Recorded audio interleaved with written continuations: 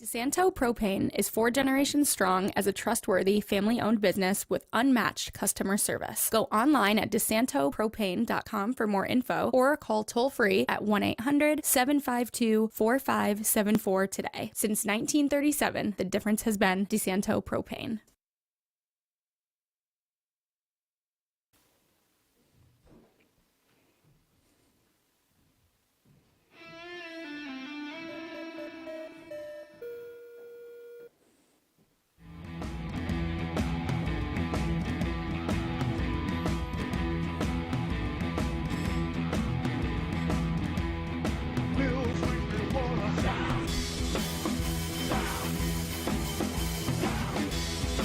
Hello, everybody. Welcome into Bills Weekly here on FingerLakes1.com. I am Paul Russo, as always, joined by Jim Sinicropi and Kyle Evans.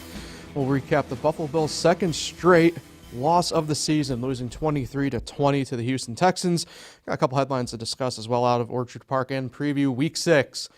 New York Jets, Monday Night Football. Another primetime game for the Bills. But, however, back-to-back, no victory Mondays. Kind of depressing around here, I would say, on that mark. Yeah, we've had back-to-back, I would say, true tests to see where this team's at, and, they failed both, and this one yesterday, they definitely could have pulled out, despite trailing early, and big, but just mistakes, bad coaching, and clock management costed them again, and that would have been a big win going into a Monday night game against a divisional opponent who lost in London right before their game kicked off, so missed opportunity. Yeah, they're only one game up on the Jets and the Dolphins now in the AFC East, and it was a game they could have won. I mean, the Bills' defense is riddled with injuries, and they were able to keep Houston out of the end zone for the last 3 quarters of the game, and just total mismanagement by the coaching staff at the end of the game. I could see if you felt like you couldn't stop the Texans, that maybe you're going to go for it in that situation up against your goal line. But, the fact that they hadn't scored a touchdown since the first quarter, and the Bills had outscored them, 17 to 3 at that point, right? Yeah. So why would you not trust your defense and try to win it in overtime? So that's a game that they could have won, that they shouldn't have won, but they could have won it. Mm-hmm. Yeah, it was pretty interesting. So I will preface it with this. I like kind of doing this every now and then when it arises. I was flying blind to football pretty much all day yesterday for the most part. I was coming back home. I was out of state for the weekend, and it was great and nice. I was able to kind of decompress outside of cardiac Syracuse on Friday night. But flying blind, so I get home and I first see the score, right? And I'm just like, close game, kind of expected it. Didn't fully know, though, aware of what fully kind of happened here, right? And then I get into the box score, and I'm kind of looking at stuff. I'm like, first thing that caught my eye, Josh Allen, 9 of 30? Like, what in the hell happened here? Like, that was the first thing for me. And can't get open. Not giving them time. Yeah, can't get open, can't catch. I mean, Matt Collins was awful. Dalton Kincaid was awful. No Curtis Samuel, -1 yard, and then 1 receiving yard. Fantasy owners thinking, Shakir's out now too, so maybe we can find some value in someone like Curtis Samuel. And what did they give him? 3 years, $21 million? Yeah, I know, he's awful. And it just shows, how important Shakir is to that offense, which is more reason not to pass when you're up against the goal line there. If you had Shakir, maybe you could find him for a quick hitter, get some breathing room, but they couldn't pass the ball all game, and now all of a sudden they're going to try to do it up against their goal line with the game on the line when there's 30 seconds left, and they could just, Houston had all 3 timeouts. But if the Bills run 3 running plays, that's going to easily get it under 20 seconds. Texans no timeout, you put it away, and then it's going to be a difficult chance for Fairbairn to, get inside a 60-yard field goal. Well, here's the thing. Josh Allen and Sean McDermott were actually on the wrong page, because if you listen to their postgame, McDermott said they were just playing for a first down, and then they were going to kneel to go to overtime. But Josh Allen was playing to win the game, taking 3 deep shots in a row instead of taking what's underneath to a wide open Coleman. There's a replay. Almost intercepted. Yep. And then he went deep To to Mac. Hollins, Yep. And then he went deep to Curtis Samuel. Hollins couldn't make the play. Because you can see McDermott on the broadcast, on the replay, mouthing to Josh Allen, just get the first down. And he's playing to win the game. So, see, they're not on the same page there, and Josh isn't knowing the situation. So, yeah, I do agree they still should have mixed in a run, maybe probably right on the first All run. three of them, and if you can get the first down on the ground, great. If you can't, you're gonna punt it away, and they might have time for one play with no timeouts to get into field goal range. But, yeah, there was guys wide open on that first and 10, that second and 10, right underneath in the flat, and he's going deep to try to win the game and be the hero. Just not smart football. And sure enough, it costed them. Yeah, it's kind of crazy because, like, for me, now that, you get the information and it kind of comes through a little bit better, right? I mean, it's kind of crazy to be throwing the ball anyway on the goal line 3 times like that, in my mind, because obviously, like Kyle, you mentioned, right, offensive line. Nobody would do that. Well, right, that's what I'm getting at is all it takes is one.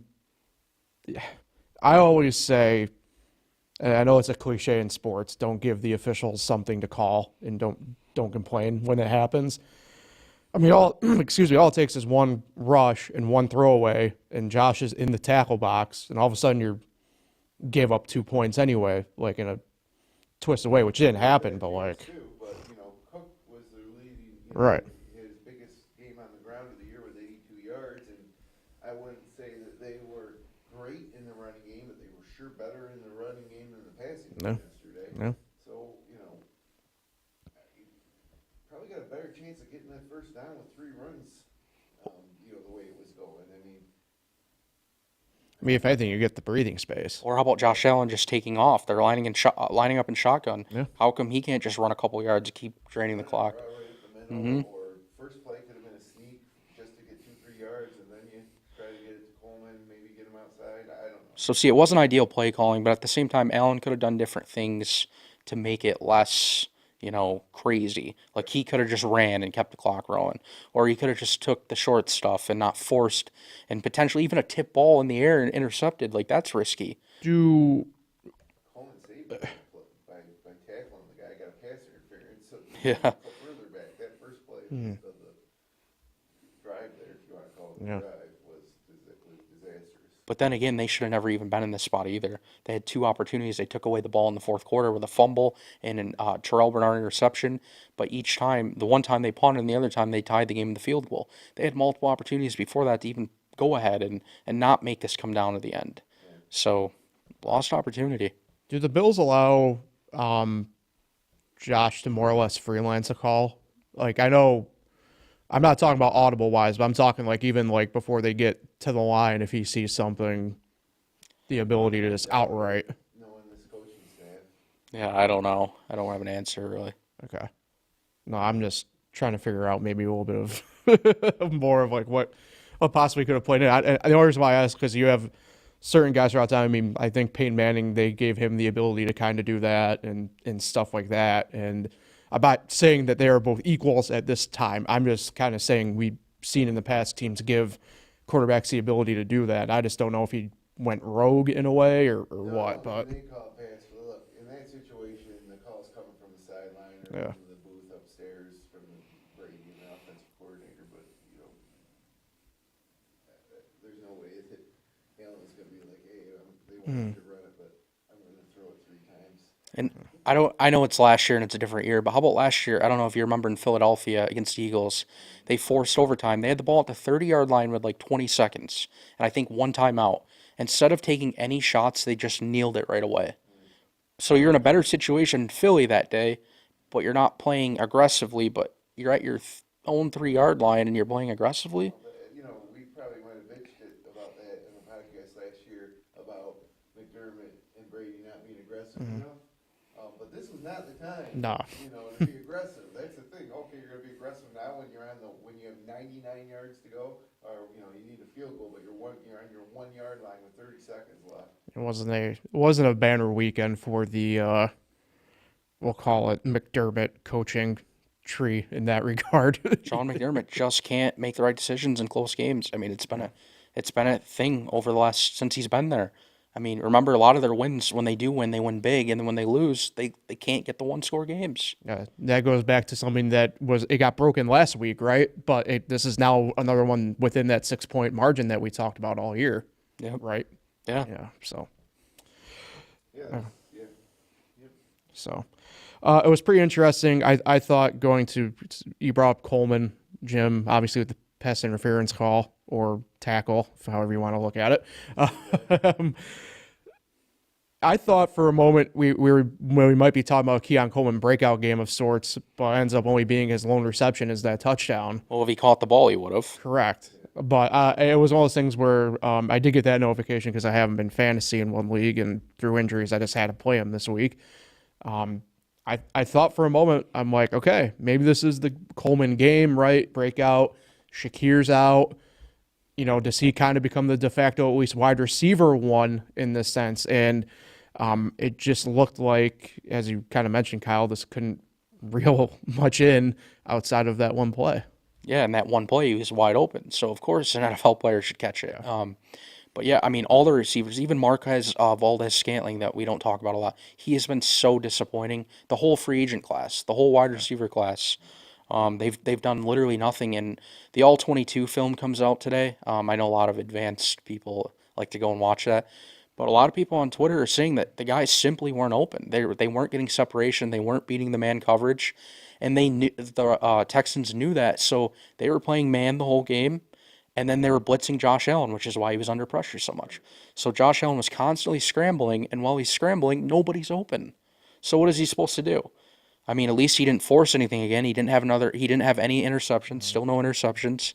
But 9 of 30 is a lot of because his receivers weren't open, and when they weren't catching it. Well, the past 3 games, Shakir's been their leading receiver. Not yesterday, obviously, because he was out. And he seems like the one guy that does know how to find space. And yards after catch. And then the yards after all that stuff. And, he's all these other guys. And so you're bringing a guy like Samuel or, any of these guys. You grab a guy like Coleman and, who's evaluating this talent? yeah. And they're not utilizing him good either. What are they doing running screenplays with Curtis Samuel for negative yards? He's a down-the-field threat. I know, that was my biggest complaint in the first half of that game especially was, who came up with this game plan? Yeah. To throw the ball out in the flat 50 times? The thing with Samuel, and this comes from a little bit of just having him on Washington's roster the past couple of years, they did the same thing with him, and I think they were expecting him to be the type of player he was in Carolina before he had one of the leg injuries he had, and he's not quick anymore. Like, and that's why I want to bring up something I don't know if I've ever really said it on over air like this, but like Khalil Shakir, very good wide receiver, right? But I don't think you can live with him being your number one necessarily. He's not supposed to be. Correct. He's a slot guy. Right, that's what I'm saying. He's your slot guy. He's your, however you want to call it. I know like some college teams, we call it like the toy guy, where it's, you're meant to be on the move, moving quick, that type of deal. And it looks like the Bills are trying to shoehorn guys into spots where that just isn't the case. They don't have that stud number one, and Shakir by default is going to be their leading receiver when he's healthy, it looks like, because there is no one else that's reliable. So, see you later, Stephon Diggs. Right. He's gone, and now we loved him when he was here, especially at the end of last season, but, they are missing that number one guy. And frankly, they're missing number 2 guy, too. Nobody was a big fan of Gabe Davis, but, man, Bills would have won that game if they had Diggs and Gabe. Probably, yeah. Yeah. They probably would have won that game. Yeah, they can get open. Davis can get down the field. I mean, they have to do something about the receiver problem, but I don't know what they can do. The salary cap is not in their favor for anything like Devontae Adams or Amari Cooper. It's just not going to happen. So, yeah, I was going to say, I don't know. given the trade market, like those two are probably going to be out of the reach anyway for the Bills for the capital that they have. But the Bills signed up for this. They said all offseason they were satisfied with what they were going to do. They said that, they don't need a number one. They can spread it everywhere. Well, how about you get guys that can create space and get open if you're going to do that? Yeah. Because these guys clearly can't. And it's not just this past week. It's in Baltimore, too. I mean, they got handled because They were in man coverage again, the Ravens defense, and they couldn't beat it. And then Josh was getting blitzed. I think too. Before Jim, you can go after this, but like think back to the Miami game too. In a way, like that was a defensive dominated game for Buffalo, to be quite honest. And All James Cook too. correct, it wasn't like it was a huge passing attack in that game. No, Allen threw for 139 that game. He threw for Yeah. 131 against Houston, 180 last week against Baltimore, trailing the whole game where they should have been racking up passing yards. You know, he had 263 against Jacksonville and 232 against Arizona. But not big numbers for sure. And Coleman, Hollins, Valdez-Scantling, and Samuel, and Tyrell Shavers, they were targeted 18 times and caught 4 of them for 76. And one of those was a 50-yard pass to Keon Coleman. Right. So the rest of them combined for 26 yards on the remaining, 8 targets. Yeah. And by the way, where's No, 8 completions. Correct. Yeah, because I mean, look, just doing the quick box score look here, right? I mean, the second long after that is Kincaid with a 26er. And then the other one that was quote unquote long was James Cook, who had to make that 24 yards work. It wasn't like it was an easy 24 yards by any means. Yeah, and how about their $9 million tight end, or is it 9? I think it's 7 or 9. Dawson Knox, he didn't even get a target. Yeah. And in time when you think maybe, okay, this isn't working with the wideouts, let's go to a two tight end set maybe. Even in that situation on the goal line, if you're going to pass, maybe pass to one of the tight ends, Right. in a more conservative type of route. But, bright spot is that they're 3-2. They got a somewhat manageable schedule coming up after the Jets next week. And hopefully Shakir can get healthy. And the defense, for as bad as they are, keeps producing. Yeah. Yeah, let's jump over that quick. We got Terrell Bernard back a little bit yesterday. In fact, had an interception, the only one of the game. The defense minus, again, we talked about last week how crazy it is given what we were kind of talking about him a year ago in this sense, but, minus Taylor Rapp, at least this past week, still in concussion protocol. And they held on and did pretty tough. Good job. Dorian Williams, leading tackler with 12, also had a fumble recovery.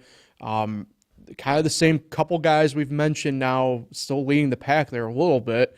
But again, one guy comes back onto the active roster, one guy leaves off the active roster getting banged up. So for a defense that's seeing a lot of turnover, and not in the good way, they just go out there and they're feel like saying doing a job is probably a bit of an understatement. Yeah, and they do a great job adjusting. I mean, look at all the times we come in here and mention, well, they only allowed this amount of points in the second half.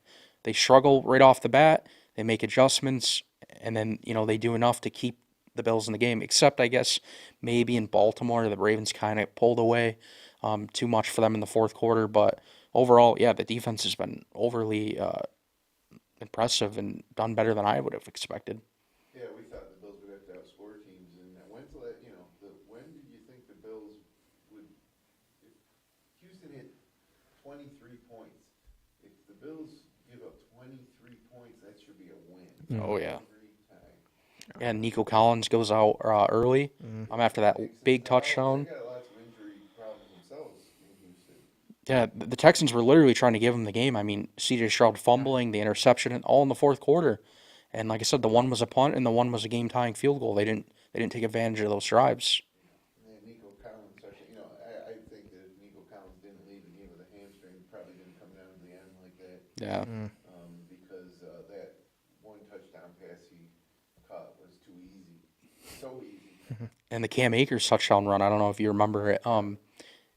He was untouched. Right? He's going to bounce. Just ran right through the line. Kind of, well, not similar, but similar to the Derrick Henry touchdown run in Baltimore the week prior. Oh, yeah, ran right through the line. Right. Yep.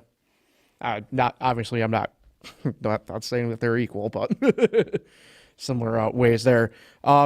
Maybe tie this in here to because we already touched on a couple headlines and everything. Von Miller absent from yesterday, as we know, 4-game suspension. levied last Tuesday.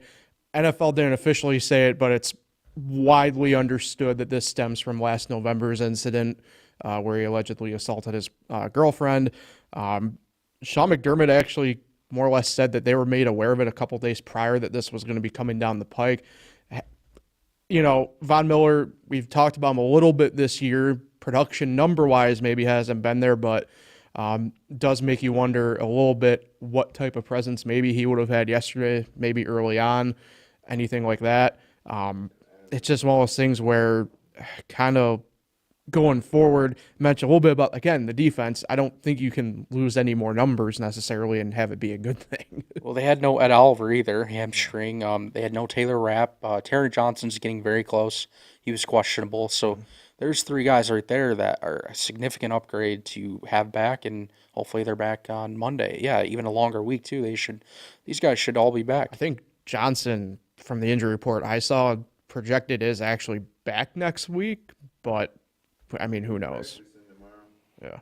But yeah, Von Miller only played 9 snaps in Baltimore, which I talked about last week, and then the next 2 days later he gets suspended. So they're still saying it's a game plan, but was it because they knew this? But why would you play him less when he's going to have all this rest?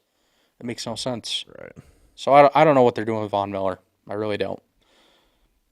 Yeah, I mean, it's been a mystery. It makes you, I mean, I think we talked about it week 1 even. It makes you wonder if he's even 100% anyway as is. He's he had those sacks, but his snap counts are still very low for a guy that is, I think, needed. I mean, they need more pressure on the quarterbacks, especially without Ed Oliver yesterday too. I mean, there wasn't much pressure. Mm-hmm. Yeah, I mean, I really, with everything that went wrong offensively, I have a tough time criticizing the defense at all. If you take away the first half of the Arizona game and the Baltimore game.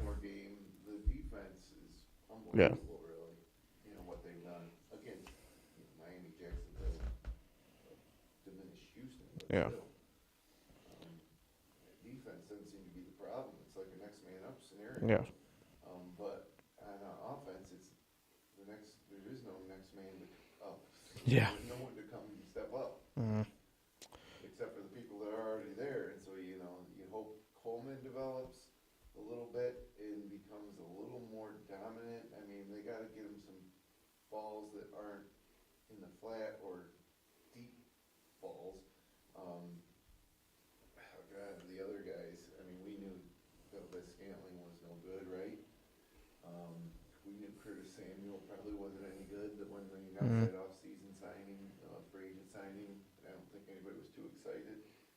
And then you got Shakir, Kincaid, Knox you mentioned, but between Shakir, Kincaid, and Coleman, that's got to be the answer. Those 3 got to be the bulk, I think, of the production through the air for the Buffalo Bills for the rest of the season. And is that good enough to win an AFC championship and go to the Super Bowl? Whew, I don't know. And they're not the only team with issues. Kansas City lost Rashee Rice.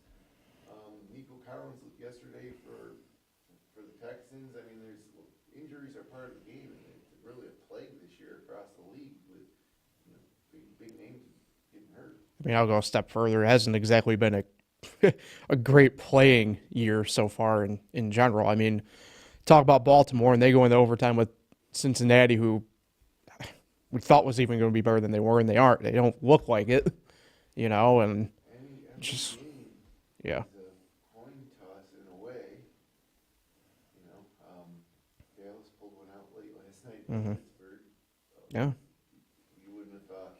I can't believe it. I wonder what the preseason line was on that game, because Dallas was 2.5-point underdogs, but preseason they had to be. I'm guessing at least. 2.5-point favorites. Oh, I was gonna go more than that. Maybe more than that. I was going to say I was. Just how quickly things Yeah. have changed in this league, and so now we got a Monday night game at New York. Yeah. Where the Bills don't normally do too well. Yeah.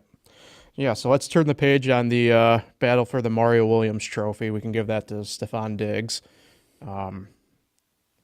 Look at Kyle smirking over there on that one. With Allen and Diggs shaking hands and Diggs giving him the side eye. I don't think I did. No. Yeah, I saw it.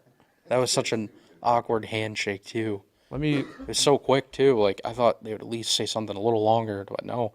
I really don't think they're very good friends. No, definitely. I think there's definitely issues between them. And look, after you throw a touchdown pass and you celebrate, it looks like, oh, look, these guys love each other. But, I think outside of that, Allen just never liked Diggs, and I don't think Diggs likes anybody. Give Diggs another month or two with Stroud, especially with a few losses in there. And he's not, maybe with Collins out, he'll do better, but he's not the number one guy, right? Yeah, his snap counts are down too compared to the other receivers. Give it time, and he'll fall out of favor in Houston too. But it's my prediction. Oh my gosh, that photo is tremendous. Oh, that is. Oh, that's great. Touchdown either, did he? I was shocked. I mean, he led them in receiving in yards, but yeah, did he even get a shot to the end zone? I don't think he did. No, they didn't score outside the first quarter. Yeah. They scored a touchdown after the first quarter. It's true. All right, let's turn the page. Let's get to Monday Night Football next week. Week 6 in New Jersey. MetLife Stadium, East Rutherford against the Jets, 8:15 Monday night, ESPN. Looking like a pretty clear Monday night on the 7-day outlook on the weather, high of 67, pretty light winds. Yes, correct. That's why I hate doing the weather outlook on this, but we got to. All things considered, the Bills, as it stands right now on Monday morning at 10:27, 2.5-point favorites on the spread, minus 142 on the money line, over under of 42.5. I think that'll move to the Jets a little bit because, if this Houston game was any template, Jets have a better defense than Houston. They're going to come out, lock them down man to man, be able to load up against the run. And how much did the Bills score last year in New York? Like 10 points or something? It was over 16. Yeah. 16 points last week. Last year they scored in a game they lost to not Aaron Rodgers, but what was that guy's name? Wilson. Not Wilson. Zach Wilson. Yeah, Zach Wilson. yeah. My brain went to Mike White for some reason. This year with a healthy Aaron Rodgers and the Well, receiving core. is he healthy? Well, I would take Aaron Rodgers on one leg before I take Zach Wilson. Well, Yeah. Tyrod Taylor's the backup, right? Yeah. I think, he is. Yeah, he can give Josh Allen the side eye after the game. Buffalo Bill legend. But, I don't feel good about this game at all. I think the Bills are going to be 3-3 into Week 7 against Tennessee, and then they go at Seattle, who couldn't beat the Giants in their own stadium, and then Miami, and then Indianapolis, where who knows will be quarterback there. Before Week 11, they got Kansas City, and then their bye week. Yeah. Kansas City, who knows? I mean, I'm interested to see how they do tonight against New Orleans, because they're a little messed up too. So. Yeah. If the Bills can win this game against the Jets, it would be just a huge catapult into the next stretch of their schedule, where they could really take hold of clearly win the AFC East going down the stretch without even having to worry about playoff position or anything. But I don't think they're going to win. I think they're going to lose to the Jets on next Monday night in an ugly, low-scoring game. Yeah, well, Josh Allen's 7-4 against the Jets in his career, but 3-2 on the road at MetLife. And then 3 of the last 4 games have been one-score games. So, as you mentioned, the Jets do give him problems, and their defense is always tough on the offenses. So, The thing to remember when you talk about that stats are none of those Jets games were against Jets teams that were playoff teams. They were horrible Jets teams. or with good quarterbacks. I mean, the Jets have had awful quarterbacks lately. So, This is the best Jets team that they've played in 10 years, maybe. yeah. Maybe on paper, I don't see. I don't disagree with what you're saying, Jim. The Jets leave a lot to be desired. Of course. I mean, I'm just, the offense for me with the Jets seems constipated. I don't know another way to really put it. I mean, you have a guy like Garrett Wilson and Breece Hall who are struggling because Aaron Rodgers is very clearly struggling. Just nobody outside of, I feel like, people like us want to say it, right? I mean, it's one of those things where I don't think I don't disagree with you. I think the Bills' offense is in for another really rough week. If I was the Bills, I would trade all our wide receiver core for Garrett Wilson, Lazard, Williams. I don't know about Lazard. Yeah, I agree. Veteran guys that do get open. Lazard was open several times. Williams was a free agent. Why didn't they sign Mike Williams instead of Curtis Samuel? I mean, it's definitely questionable. And how about Aaron Rodgers? 54 passing attempts yesterday, but he Right. had 244 passing yards because he doesn't really take the deep shots, and then he just wasn't completing. The Vikings defense was very good. We have to admit that. Well, right, but he can't take the deep shots because he's playing on one leg. I mean, Well, a few of the balls yesterday I was watching, he still has really good throws. They drop them.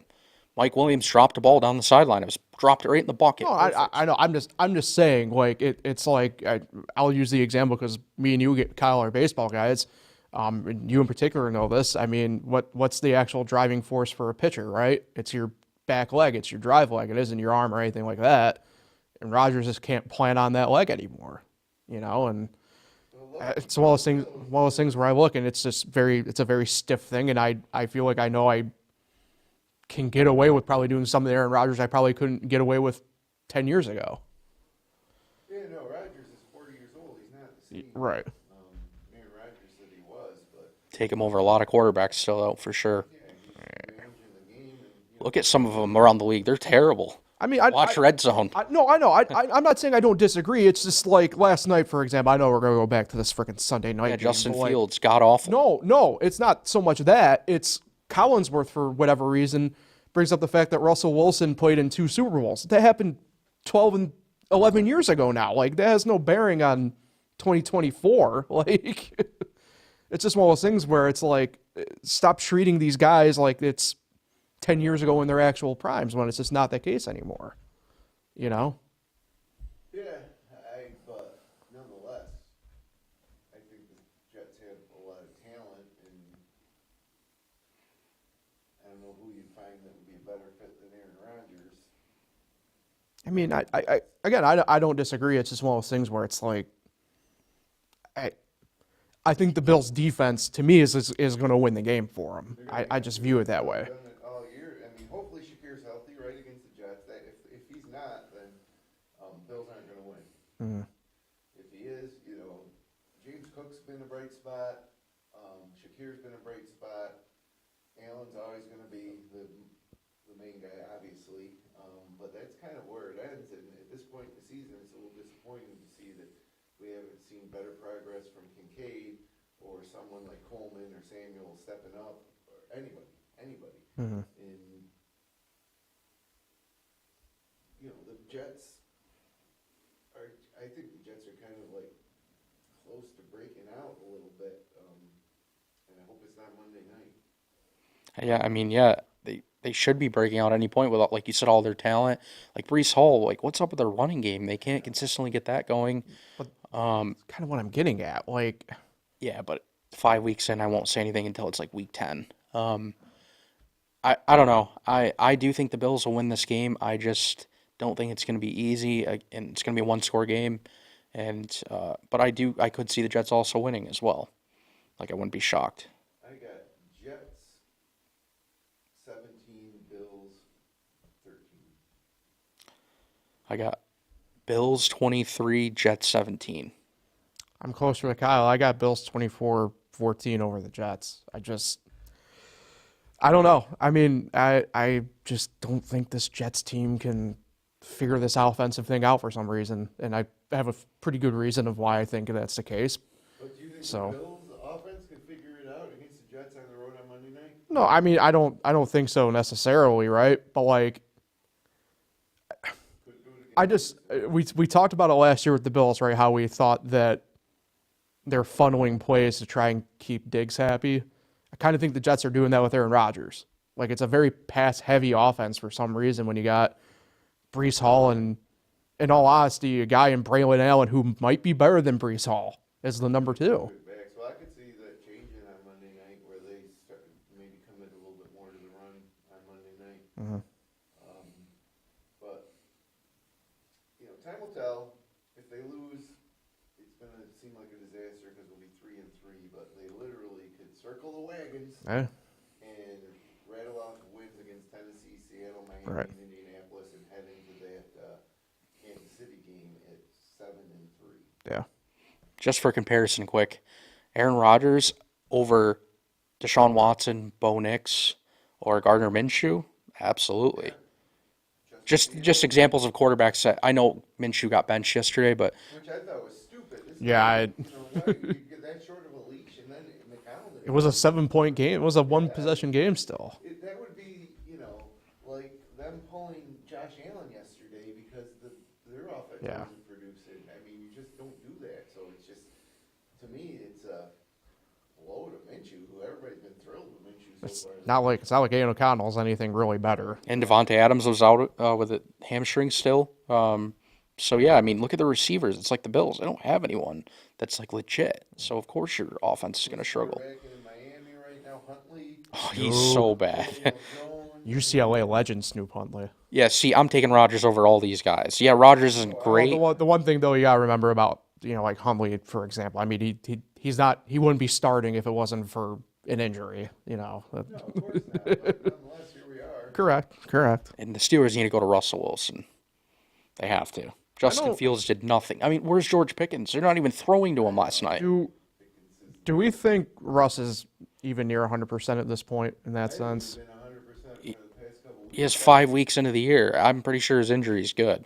I think that, and in Justin Fields' defense, that the scheme that Pittsburgh is running is just to let the defense win the games. And, and Fields, for the most part, set him up for another win yesterday. It was a fourth down completion for a touchdown. Otherwise, Dallas loses. And I had Dallas plus 2.5 in the under parlay, and that I got lucky that hit. Yeah, I didn't.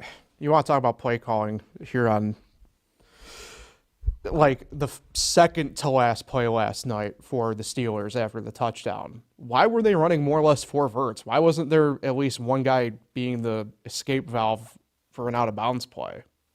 Like You mean on the first pass attempt after the kickoff? Yeah. When he almost got picked off in the middle of the field? Correct. Yeah. Yeah, that's a dumb decision by him because even if he catches that, there's like 10 seconds. What I'm saying is, how come there was no relief valve for him? Exactly. There That's was what I'm nothing. saying. It was a bad Okay, decision. Gotcha. Okay. Like throwing to the middle of the field when you're already at like what 15 seconds. Right. Yeah. What No quarterback? timeouts. What quarterback does that? Yeah. That's why I would take the Aaron Rodgers, who is a veteran that knows like what are you doing that. Down that stretch, of a game to be able to manage that. Rodgers is one of those guys that you give him the ball with 30 seconds left and you need a field goal to win or tie, and you're confident that he's going to be able to pull that off. But yeah, I mean, luckily the Bills don't have Justin Fields or Huntley. Yeah. Guys, we got Josh Allen. We're always going to have a game, and there's an opportunity for them to figure this out. But Shakir needs to get healthy because obviously without him in there, Yeah. the whole offense. It's hard to believe that he's the catalyst for Speed kills. Yeah, and just general attitude and toughness. Curtis Samuel's not tough. No. It was a big opportunity for Matt Collins last night to kind of. How about that deep ball in the first half? Do you remember that play?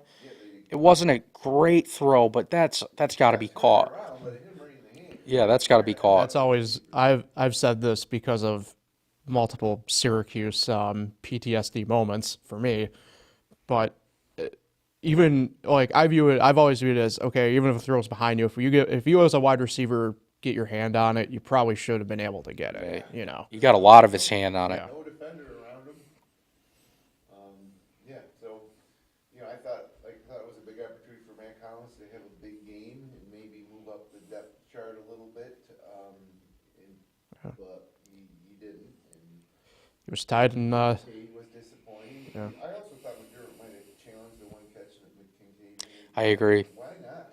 Yeah. It seems like challenges nowadays are like somebody's got to be looking at that and telling them to challenge it. Yeah. It could have been the difference between a win and a loss there. Yeah, it was a third long. Do teams not have guys anymore kind of in the ear about that as much, or? They do. How can you not? Well, the Bills did hire a former NFL official to work for them to do the replay stuff. Right. So maybe he, with all his experience, said no, don't waste your time. But it was too close not to challenge, in my opinion. Right. I forgot the guy's name. He's a well-known name. I think you know him. That the Bills hired. I forgot in the offseason who it was. I personally think the challenging stuff is stupid. Like, just have an NFL crew, in New York, monitor every single play, and when there's a blatant mistake, correct it. Oh, they heard John Perry. Yes. Yeah. Remember John Perry's been all over the networks. I forgot who he. ESPN. ESPN. Last, yeah. They screwed that one up. Yeah. So. Yeah, I don't know why they didn't challenge. I don't know. I was, it was just disgusting to see them lose that game. Great pump by Houston to pin him like that. Oh, yeah. Even the announcer said, all right, the Bills are probably going to run the clock out here Right. and head to overtime. Nope. No. And head to overtime, having outscored them in the last 3 quarters Yeah. by 14 points. And all the TV networks are talking about the decision right now, as we are. ESPN, Get Up, all the shows, because it was a bad decision to pass it 3 times in a row down deep, or for deep shots. Made no sense. I don't know. Get Up was talking about, I think, the Cowboy game last night when I left this morning. So It was a snoozer until the end. yeah. So boring. The Steelers Wait, place. hold on. Did we? Happy about the under. I was about to say, did we all stay up for that game? Yeah, I because did. I can't believe I woke up decided for to the do that. Yeah. I started from the London game, watched every single game. Oh God. Golfing in the morning. I missed the London game. I listened to, on the way home from golf, I listened to the last couple drives on the radio, and then I watched the 1 o'clock games till the Bills ended, and then I mowed the lawn listening to Red Zone Radio, which, by the way, on Sirius XM is a pretty sweet Yeah. deal if you can't watch. And then settled in for the Sunday night game after making a little dinner, There you go. and then realized that the Sunday game wasn't going to start till 9:30. Yeah, my sports experience yesterday, well, like I said, I traveling. So for me, NASCAR was at Talladega this weekend, so that had my ear for the most part coming home. Got to see the end of the race on TV, got to see the end of the late window, and then, thought we were going to get Sunday night at a normal time. We didn't, so MLB playoffs took a pretty big foothold last night before that Sunday night game finally came on. Yeah, well, who's the Thursday night game this week? Any idea? Oh, why am I drawing a blank on it? Seahawks. Is it Seahawks 49ers? Yes, I think. Yeah. Yeah, it's. Be long, we'll be back at it for week 6 in the NFL. Yep. It's still, so when I play around the golf, there's 18 holes, and there's 18 weeks in the NFL season. And generally when I'm trying to score, Which holes are bye week? the halfway house. But when I play around the golf, I break it up into 3 6-hole rounds. So Yeah. after hole 6, you play 1/3 of the holes. So if you happen to get off to a slow start, you're like, all right, it's only 1/3. I'll play better this next 6. And I kind of reevaluate, how my round's going after 6 holes, those 3 6-hole Right. segments. So next week is the 6th week of the NFL season, 6 of 18. Well, the first third of the NFL season will be over, which, it means that there's a ton of football left to play. And I think if the Bills beat the Jets, they're 4-2, and that's a great start in the NFL for Yeah. anybody. If they lose to the Jets, they're 3-3, and I don't think any Bills fans, looking at Arizona, Miami, Jacksonville, maybe Baltimore, Houston, and the Jets being the start. I don't think anybody would be happy with 3-3. No. But then the next 6 weeks, it gets a little easier. And to be honest with you, for a team that had a good year last year, this Bills schedule is not that difficult. It's just very front loaded. Yeah, the final 6 weeks, you got San Francisco at home, you got at the Rams, who've been awful, at Detroit, which is tough, and then you go Patriots, Jets, Patriots to close out the season, and Jets at home, which is a different story than Jets on the road for the Bills. So no need to be in panic mode. Nobody's going to remember this loss to Houston or the loss to Baltimore come January when the playoffs start and the Bills are AFC champs and, automatically getting into the playoffs and probably having some home field. That's how I feel about it. But they need to get a little healthier